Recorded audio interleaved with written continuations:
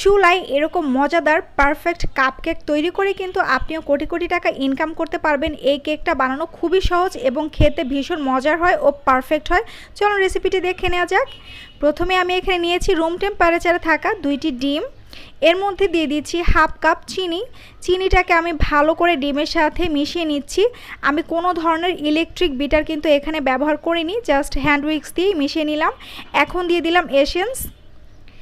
এখন আমি এর মধ্যে দিয়ে দিব হাফ কাপ ময়দা এবং দিয়ে দিব 3 টেবিল চামচ বা 1 কাপের 8 ভাগের 1 ভাগ কোকো পাউডার। চেষ্টা করবেন ভালো ব্র্যান্ডের কোকো পাউডার ব্যবহার করতে, এতে করে কেকের টেস্ট ভালো আসবে। এখন আমি এর মধ্যে দিয়ে দিচ্ছি 1 চা চামচ বেকিং পাউডার। আমি শুকনা উপকরণগুলোকে ভালো করে চেলে নিচ্ছি। অবশ্যই শুকনা উপকরণগুলোকে চেলে নেবেন, এতে করে কেকের ব্যাটারটা খুবই স্মুথ হয়। তো আমি একটা হ্যান্ড উইক্সের সাহায্যে ভালো করে মিশিয়ে নিচ্ছি শুকনো উপকরণগুলো ডিম এবং চিনির মিশ্রণের সাথে। আমি কিন্তু হাত দিয়েই ভালো করে মিশিয়ে নিচ্ছি। এখন আমি এর মধ্যে অ্যাড করব বাটার মিল্ক। আমি লিকুইড মিল্কের মধ্যে লেবু চিপড়ে দিয়ে বাটার মিল্ক বানিয়ে নিলাম। এখন আমি এখানে 3 টেবিল চামচের মতো বাটার মিল্কটা ব্যবহার করছি। কেকের কনসিস্টেন্সির উপরে নির্ভর করে আপনি চাইলে কিন্তু বাটার মিল্কটা আরেকটু বাড়িয়ে বা কমিয়ে দিতে পারেন, তবে এখানে আমি 3 টেবিল চামচ বাটার মিল্ক আজকে নিয়েছি। ভালো করে মিশিয়ে নিচ্ছি বেটারটার সাথে। বাটার মিল্ক দিলে কেকটা আরও বেশি সফট হয় এবং মজার হয়।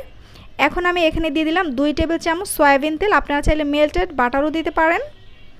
দেখুন বেটারটা কতটা স্মুথ হয়েছে, আর বেটারের কনসিস্টেন্সিটা হবে ঠিক ড্যানিশ, আমরা যেই ড্যানিশ দিয়ে চা খাই ঠিক ওরকম। Perfect better ready. তো এখন আমি এখানে আগে থেকে মোল্ড রেডি করে রেখেছিলাম। মোল্ডের মধ্যে তেল ব্রাশ করে তার উপরে আমি বেকিং পেপার দিয়ে রেখেছিলাম।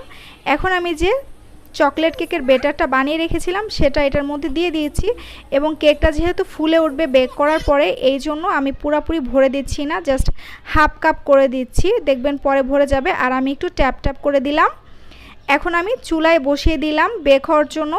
তো 10-12 মিনিটের মধ্যে লাগবে। আর আমি হচ্ছে মিডিয়াম হিটে কিন্তু কেকগুলোকে বেক করে নিয়েছি। তো দেখুন একটা কাঠি বা কাঁটা চামচের সাহায্যে আমি একটু চেক করে নিচ্ছি কেকগুলো হয়েছে কিনা। তো দেখুন কাঁটা চামচটা ক্লিন আসছে, তার মানে কেকটা হয়ে গেছে।